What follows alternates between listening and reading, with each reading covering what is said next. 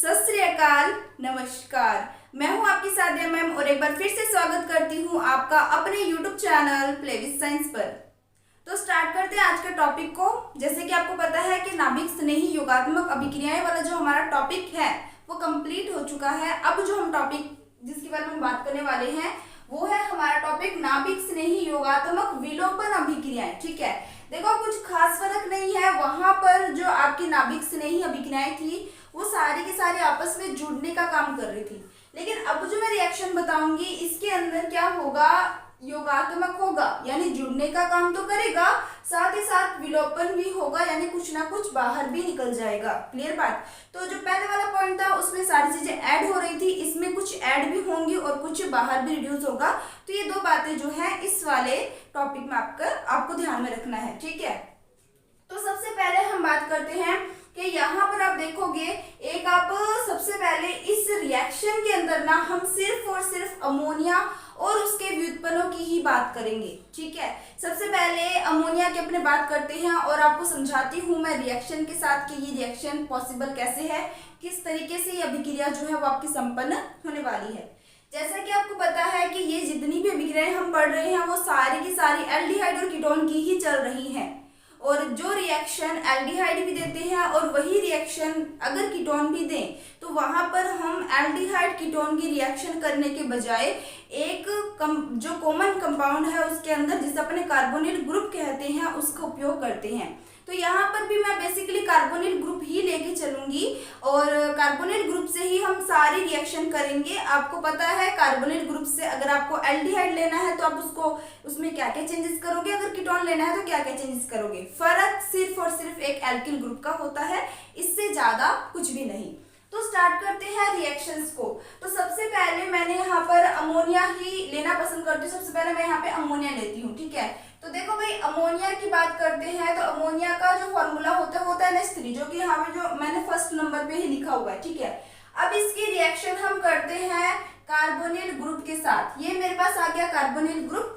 अगर यहाँ पर RH लगा दिया तो एल्डिहाइड, और अगर यहाँ पे RR लगा दिया तो कीटोन। तो मैं यहाँ पे ना एल्डिहाइड लेके चल रही हूँ ना कीटोन, मैं एक कॉमन कंपाउंड लेके चल रही हूँ। तो सबसे पहले मैं रिएक्शन करवाती हूँ यहाँ पर NH3 के साथ।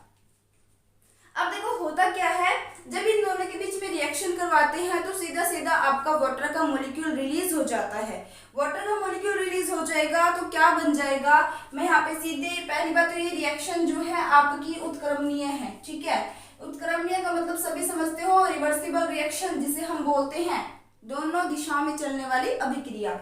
यहाँ होता क्या है, जल का अणु बाहर निकल जाता है। ये बाहर निकल गया मेरा जल का अणु। अब जल का अणु कैसे बाहर निकला है, देखो ध्यान से देखोगे कि ये जो नाइट्रोजन है इसके साथ कितने हाइड्रोजन जुड़े हुए हैं, 3 हाइड्रोजन जुड़े हुए हैं, जिसमें से ये एक ऑक्सीजन जो है वो 2 हाइड्रोजन के साथ रिएक्ट करके बाहर निकल गया वाटर के मॉलिक्यूल की फॉर्म में। बच क्या गया आपके पास, नाइट्रोजन और हाइड्रोजन बच गया, और ये जो NH बचा है ये CO के साथ जाके बंध बना लेता है, सॉरी C के साथ जाके, क्योंकि O तो 2 हाइड्रोजन के साथ जल के अणु के रूप में बाहर जा चुका है। तो यहाँ पर जो मेरे पास स्ट्रक्चर बन जाएगी, कुछ इस तरीके की स्ट्रक्चर जो है मेरे को मिल जाता है। ये बन गया मेरे पास CNH। ठीक है, तो इसे अपने बेसिकली क्या बोलेंगे, अमोनिया से आपने क्या बना दिया है, इमीन, इसे अपने इमीन बोलेंगे। तो इमीन वाला रिएक्शन आपको समझ आ गया होगा। अब इसके बाद जो नेक्स्ट रिएक्शन हम करवाएंगे वो करवाएंगे एमीन के साथ। ठीक है, तो यहाँ पर जिसका बेसिकली फॉर्मूला है, अब यहाँ से जितने भी फॉर्मूले हैं वो सारे के सारे आपको कॉमन दिखाई देंगे। कॉमन कैसे दिखाई देंगे, अगर आप इनको ध्यान से देखो तो NH2 के साथ कोई ना कोई ग्रुप जुड़ा हुआ है। यहाँ पे भी NH2 है, इसके साथ कोई ग्रुप जुड़ गया, यहाँ NH2 है, इसके साथ कोई ग्रुप जुड़ गया। मतलब NH2 के साथ ये जो सारा कंपाउंड आगे जुड़ता जा रहा है, इसे मैं कोई भी ग्रुप मान लेती हूँ जिसे मैं एज ए जेड सिंबल के रूप में लिखूंगी। तो मतलब इन सभी का मैं एक बार में ही आपको रिएक्शन बता दूंगी और सबसे लास्ट में इनके प्रोडक्ट बता दूंगी। ठीक है, तो समझ रहे इसको। सबसे पहले होगा क्या, देखो बस ये अमोनिया वाली रिएक्शन जो है इसके लिए मैंने ये बताया है। इसके बाद जितनी भी रिएक्शंस हैं उन सभी का जो कॉमन फॉर्मूला है, जैसे कार्बोनिल आपका एल्डिहाइड कीटोन का कॉमन फॉर्मूला है, ठीक ऐसे ही ये तो बात अमोनिया की थी।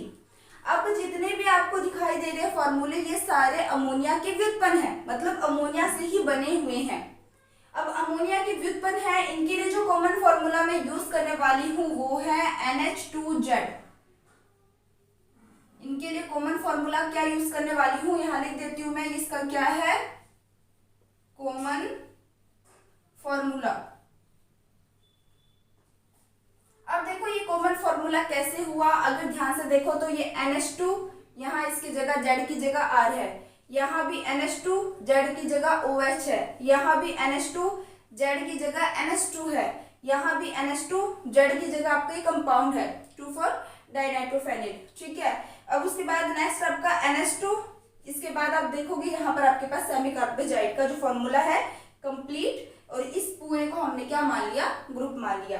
तो ये एक प्रकार का कॉमन फॉर्मूला हो गया इन सभी के लिए, क्लियर बात। तो अब मैं क्या करती हूँ, कार्बोनेट की रिएक्शन डायरेक्ट इसके साथ करवाती हूँ। अगर मैंने ये बता दिया आपको, अगर ये समझ आ गया है तो बहुत इजी आ भी जाएगा समझ। अगर ये समझ आ गया तो इनकी रिएक्शन अब मुझे बार बार करवानी नहीं पड़ेगी, आप एक बार में ही समझ जाओगे, ठीक है। तो देखो यहाँ पर अब मैं करवाती हूँ कार्बोनेट ग्रुप की रिएक्शन NH2Z के साथ, ठीक है, NH2Z के साथ, यानी अमोनिया के व्युत्पन्न के साथ। पहली रिएक्शन करवाया अमोनिया के साथ, दूसरी बार रिएक्शन करवा रही हूँ अमोनिया के व्युत्पन्न के साथ। अब देखो यहाँ पर जो रिएक्शन है ना, इसको मैं थोड़ा सा आपको अच्छे से बताती हूँ कि यहाँ पर भी आप सीधे वाटर का मॉलिक्यूल निकाल सकते हो, लेकिन फिर भी बीच में एक मध्यवर्ती की जो अवस्था आती है, आप उसको भी देखो मध्यवर्ती की अवस्था आती कैसे। यहाँ पर अगर मैं इसको इस तरीके से लिखती हूँ, NH2Z की जगह इस तरीके से लिख दूं NH2Z, तो कोई प्रॉब्लम नहीं होनी चाहिए किसी को, ठीक है। अब होता क्या है बेसिकली कि यहाँ पर आपके जो नाइट्रोजन है इसके साथ दो हाइड्रोजन इस तरीके से जुड़े हुए हैं, ठीक है। अब यहाँ पे जो दो हाइड्रोजन है वो किस तरीके से बॉन्ड बनाएंगे, अब इस बात को आपने ध्यान से सुनना है। सबसे पहले कार्बोनिल ग्रुप के अंदर बॉन्ड जो विदलन होता है या बॉन्ड क्लीवेज होता है, ये अपने बोल सकते हैं। यहाँ पे बॉन्ड जो है वो आगे क्या हो जाता है, ऑक्सीजन के ऊपर शिफ्ट हो जाता है। रीजन है ऑक्सीजन के ऊपर इलेक्ट्रोनेगेटिविटी कार्बन से ज्यादा है। अब यहाँ पर जो ऑक्सीजन है इसके ऊपर डेल्टा नेगेटिव और इसके ऊपर डेल्टा पॉजिटिव आता है, क्लियर बात। अब यहाँ पर होता क्या है, ये जो आपका नाइट्रोजन और हाइड्रोजन के बीच बॉन्ड है, अगर मैं नाइट्रोजन हाइड्रोजन की बात करूं तो नाइट्रोजन हाइड्रोजन में से ज्यादा इलेक्ट्रोनेगेटिव एलिमेंट कौन सा है। तो आप बोलोगे कि मैम ये क्या क्वेश्चन पूछ लिया, ये तो बहुत ही आसान है, ये तो देख के बता सकते हैं, नाइट्रोजन ज्यादा इलेक्ट्रोनेगेटिव एलिमेंट है। तो नाइट्रोजन ज्यादा इलेक्ट्रोनेगेटिव एलिमेंट है तो बॉन्ड के इलेक्ट्रॉन किस पे शिफ्ट होंगे, किस पे शिफ्ट होंगे, नाइट्रोजन पर। किस पे शिफ्ट होंगे, नाइट्रोजन पर।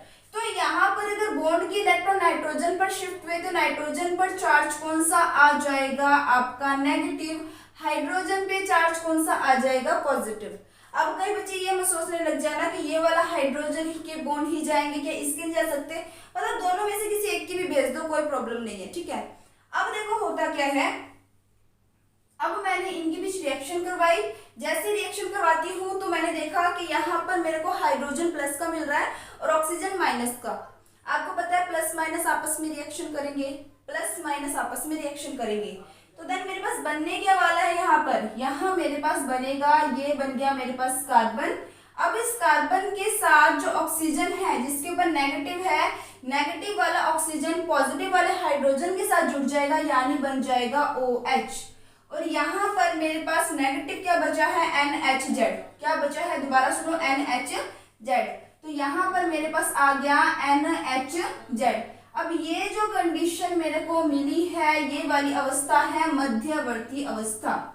ये कौन सी अवस्था है, मध्यवर्ती अवस्था है। अब इस मध्यवर्ती अवस्था से दोबारा क्या होता है, मध्यवर्ती अवस्था के बाद इस कंपाउंड से होता है निर्जलीकरण, यानी वाटर का मॉलिक्यूल यहाँ से बाहर निकल जाता है, ठीक है।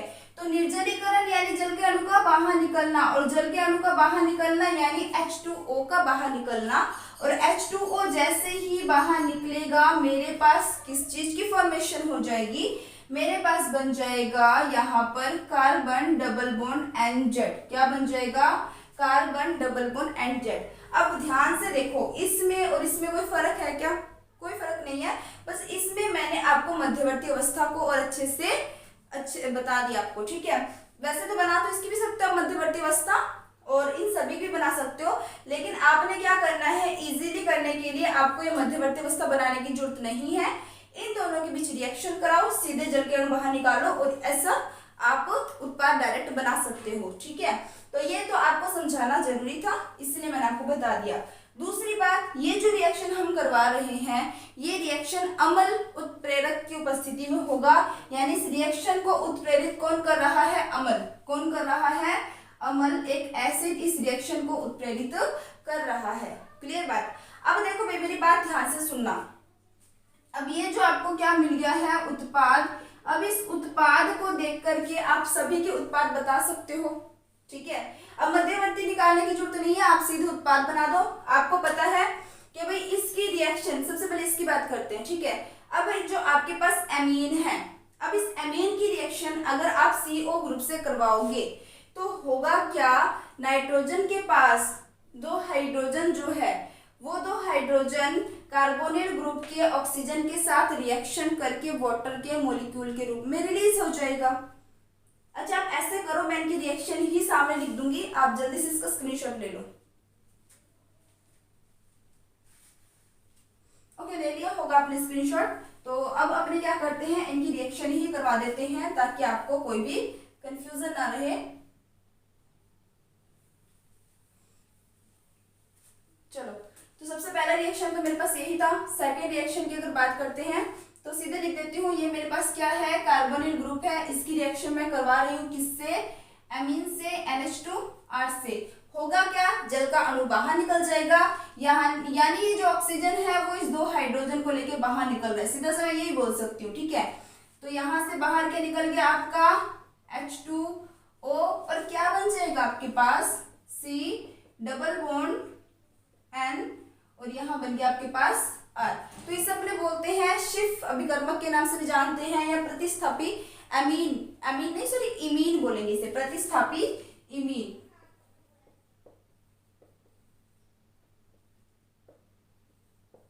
ओके, तो ये बन गया आपके पास प्रतिस्थापी इमीन। नेक्स्ट, ये रिएक्शन करवाते हैं अपने हाइड्रोक्सिल एमीन के साथ। अब हाइड्रोक्सिल एमीन के साथ रिएक्शन करवाओगे तो सिर्फ वही बनेगा, कुछ नहीं है। आंखें बंद करके भी रिएक्शन कर सकते हो। अब ऐसे नहीं आंखें बंद करके बैठ जाओ, सच्ची में कहने का मतलब है कि ज्यादा दिमाग में प्रेशर दिए बिना ही कर लोगे कि यहाँ से आपने क्या करना है, सिर्फ वाटर का मॉलिक्यूल रिलीज करना है। देन आपको वाटर का मॉलिक्यूल रिलीज करते ही आपको क्या मिल जाएगा? प्रोडक्ट मिल जाएगा। क्या बन गया यहाँ पर अपने देखते हैं? डबल बॉन्ड NOH, इसे कहा जाता है ऑक्सीन्स।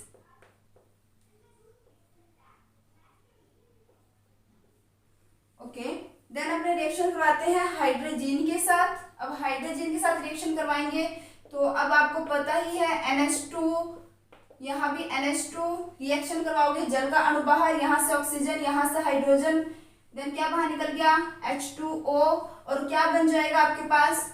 C double bond N single bond NH2। अब देखो इसमें क्या याद रखना है, इसका नाम हाइड्रोजीन है तो इसका नाम हाइड्रोजन हो जाएगा। इसका नाम क्या हो जाएगा?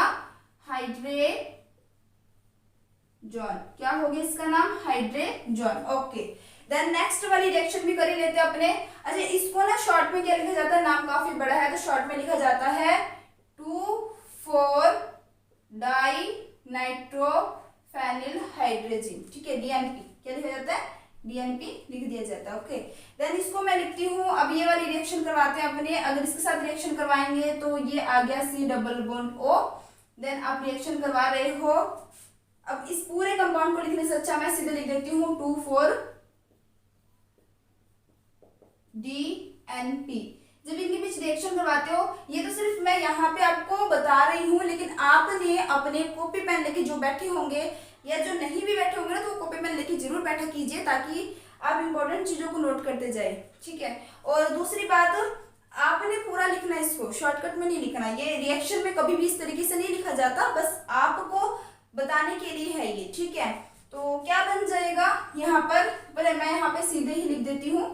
क्या बाहर निकल गया? जल का अणु। जल का अणु बाहर कैसे निकलेगा? यहाँ से 2 हाइड्रोजन जाएगा और CO से एक ऑक्सीजन जाएगा, क्या बन जाएगा, C डबल बॉन्ड, यहाँ पे नाइट्रोजन, यहाँ पे NH बेंजीन रिंग, और बेंजीन रिंग के ऊपर एक तो 2 नंबर पे नाइट्रो ग्रुप है और एक 4 नंबर पे नाइट्रो ग्रुप है।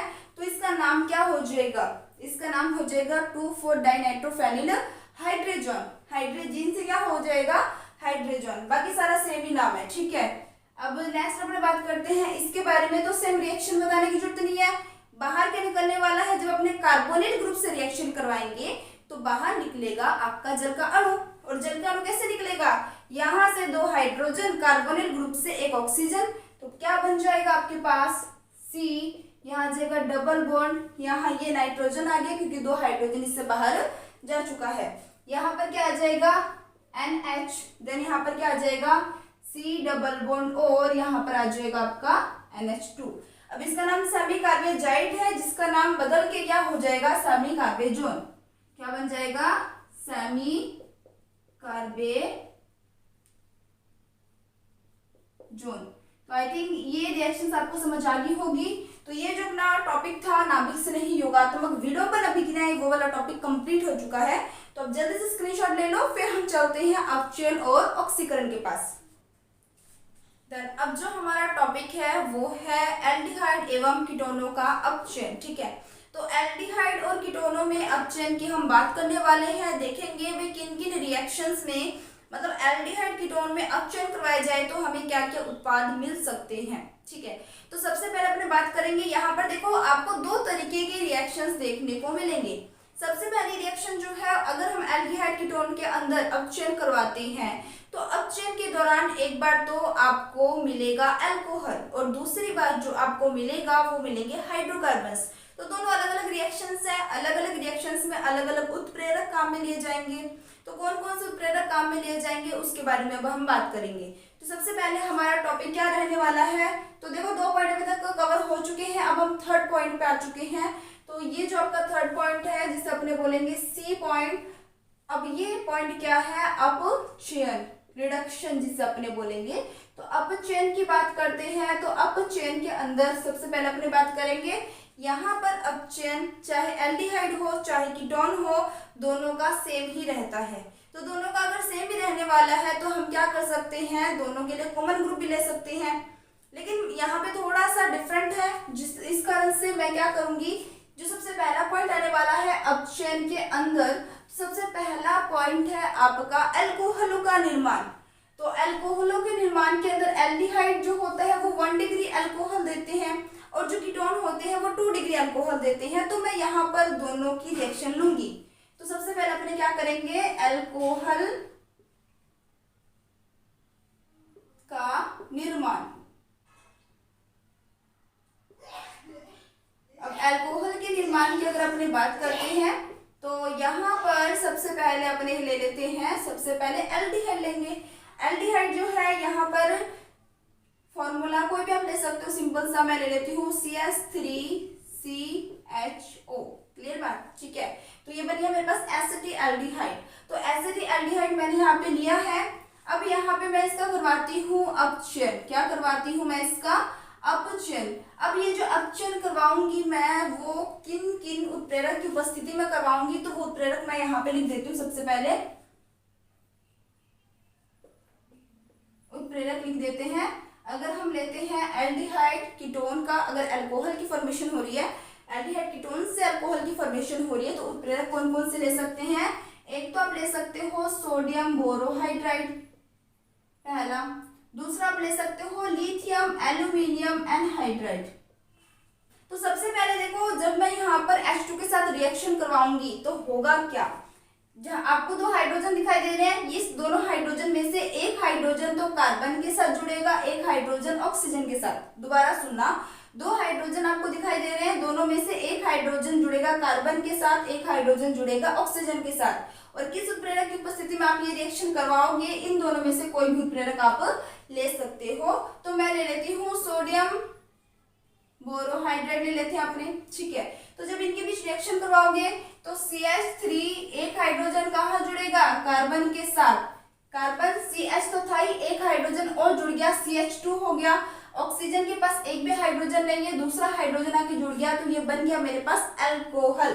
क्या बन गया मेरे पास? अल्कोहल। कौन सा अल्कोहल बना है? 1 डिग्री अल्कोहल की फॉर्मेशन हो गई। अब दूसरा जो रिएक्शन मैं लेने वाली हूँ वो मैं लूंगी कीटोन के लिए। कीटोन ले लेते हैं। कीटोन के रूप में मैं ले लेती हूँ एसीटोन, C+CH3। ओके, ये मैंने ले लिया है एसीटोन। और एसीटोन की रिएक्शन वापस अपने इसका क्या करवा रहे हैं? अपचयन, तो हाइड्रोजन जोड़ रहे हैं। और यहाँ मैं उत्प्रेरक के रूप में ले लेती हूँ लिथियम एल्यूमिनियम एनहाइड्राइड।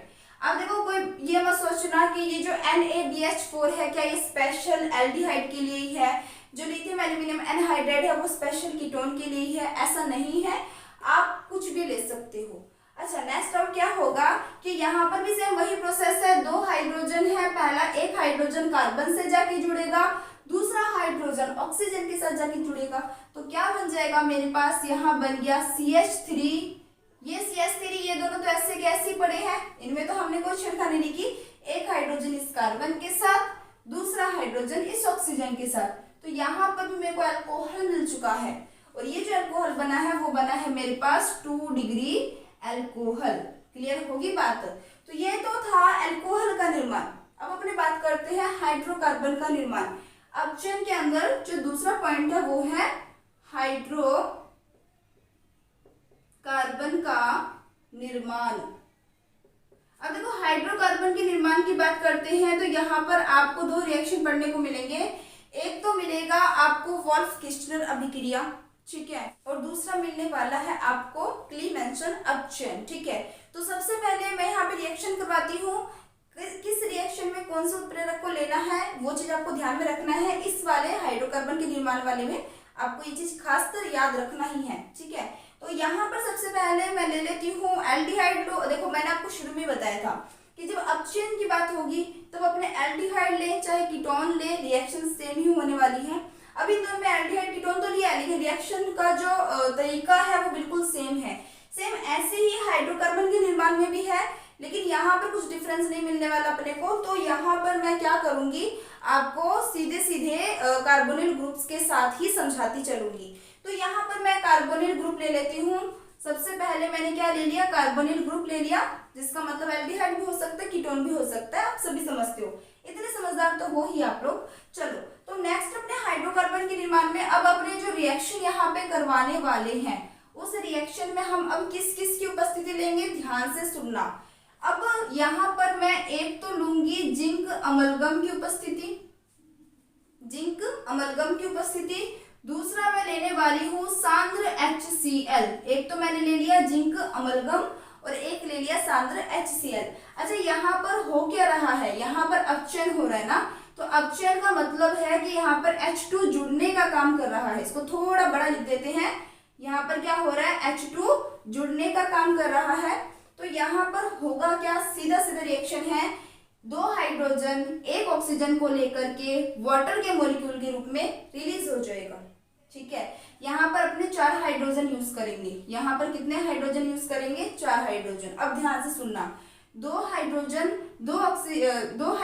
1 ऑक्सीजन के साथ वाटर के मॉलिक्यूल के रूप में रिलीज हो जाएगा। बाकी बचे 2 हाइड्रोजन वो इस कार्बन के साथ जुड़ जाएंगे, तो क्या बन जाएगा आपके पास यहाँ पर CH2 प्लस में H2O। और ये जो आपकी अभिक्रिया है इसका नाम है क्लीमेंसन अपचयन। इसका नाम क्या है? क्लीमेंसन अपचयन। क्लियर बात? दूसरे में रिएक्शन देखते हैं, ठीक है। तो ये आपको ध्यान में रखना है। अब ये नेमिंग रिएक्शन आ चुकी है और मैंने आपको बोला था कि जैसे नेमिंग रिएक्शन आए आपने क्या करना है, एक नोटबुक में नोट करते जाना है अलग से, ठीक है। नेमिंग रिएक्शन के लिए एक अलग नोटबुक लगानी है, पतली सी नोटबुक लगा लीजिए और उन पे उनको लिखते जाइए, क्योंकि नेमिंग रिएक्शन मोस्ट इंपॉर्टेंट है आपके लिए, ठीक है। चलो भाई, तो यहाँ से आपका जल का अणु बाहर निकल गया है और आपके पास हाइड्रोकार्बन बन चुका है। और जब अपने ये जिंक अमलगम और सांद्र HCl के प्रेजेंस में रिएक्शन करवाते हैं तो इस रिएक्शन का नाम होता है क्लीमेंसन अपचयन। अच्छा, दूसरे रिएक्शन की बात करते हैं। दूसरे रिएक्शन में आपने क्या करना है, यहाँ पर भी आप अपचयन ही करवा रहे हो, इट मीन्स आप यहाँ पर भी हाइड्रोजन जोड़ रहे हो, ठीक है। लेकिन यहाँ पर हम पर्टिकुलर हाइड्रोजन नहीं लेके चलते, दोबारा सुनना, यहाँ पे क्या लेके चलते हैं, हाइड्रोजन। हाइड्रोजन का फॉर्मूला अभी आप लोगों ने पढ़ा है, NH2, इसे अपने हाइड्रोजन बोलते हैं, ठीक है,